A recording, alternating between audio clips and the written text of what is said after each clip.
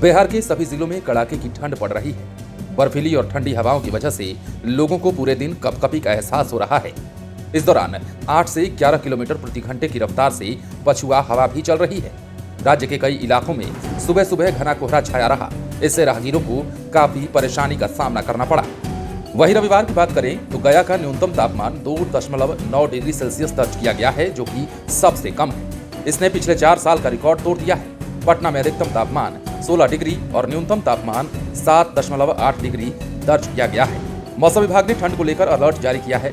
मौसम विभाग के मुताबिक 11 जनवरी से तापमान में बदलाव होने की उम्मीद जताई जा रही है। उससे पहले कोई भी राहत किसी प्रकार से नहीं मिलने वाली है। पटना में अधिकतम तापमान सामान्य से 6 डिग्री अधिक 16 डिग्री और न्यूनतम तापमान औसत से 1 डिग्री कम यानी कि 7.8 डिग्री दर्ज किया गया। मौसम वैज्ञानिक ने बताया कि पश्चिम विक्षोभ की सक्रियता में देरी है। हालांकि सक्रिय होने के बाद हल्की बारिश होगी। इससे ठंड से राहत मिलेगी। फिलहाल 2 दिनों तक कड़ाके की सर्दी के साथ घने कोहरे का प्रभाव बना रहेगा।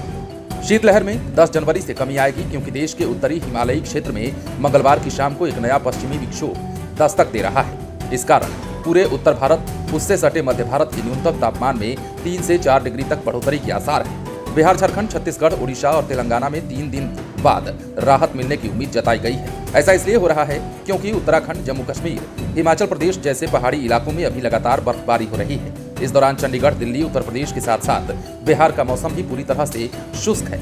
इसके प्रभाव से पहाड़ों से चलने वाली बर्फीली हवाएं तेज रफ्तार से दिल्ली होते हुए बिहार तक आ रही है। इसके असर से राज्य के तापमान में तेजी से गिरावट हो रही है। सतह से 1.5 किलोमीटर ऊपर तक तेज हवाओं का प्रभाव है।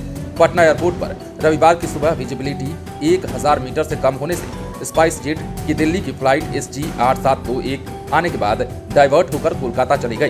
कहने का मतलब ये है कि कोहरे के इस प्रभाव ने फ्लाइट और ट्रेन दोनों के ही परिचालन को बाधित किया है।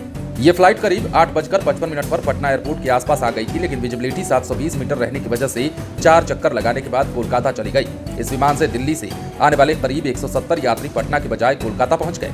इधर इस विमान से पटना से दिल्ली जाने वाले करीब 175 यात्री कड़ाके की ठंड में एयरपोर्ट पर 4 घंटे तक फंसे रहे। ये फ्लाइट कोलकाता से 12:32 पर आई और 1:05 पर दिल्ली के लिए उड़ी। इस विमान के आने का सही समय सुबह 8:50 है, लेकिन कड़ाके की सर्दी और कोहरे के असर ने फ्लाइट की रफ्तार पर ब्रेक लगा दी है। इसके साथ ही भारतीय रेलवे को भी कई ट्रेनों को रद्द करना पड़ा है या तो परिचालन को डाइवर्ट करना पड़ा है इसी कोहरे के कारण। तो कुल मिलाकर बिहार में फिलहाल कोहरे से कोई राहत नहीं मिलने जा रही है। अगले 11 तारीख के बाद मौसम विभाग के मुताबिक मौसम में बदलाव देखने को मिलेगा। बने रहे लाइव सिटीज के साथ। यदि अब तक आपने हमारे चैनल को सब्सक्राइब नहीं किया है तो सब्सक्राइब कर लीजिए।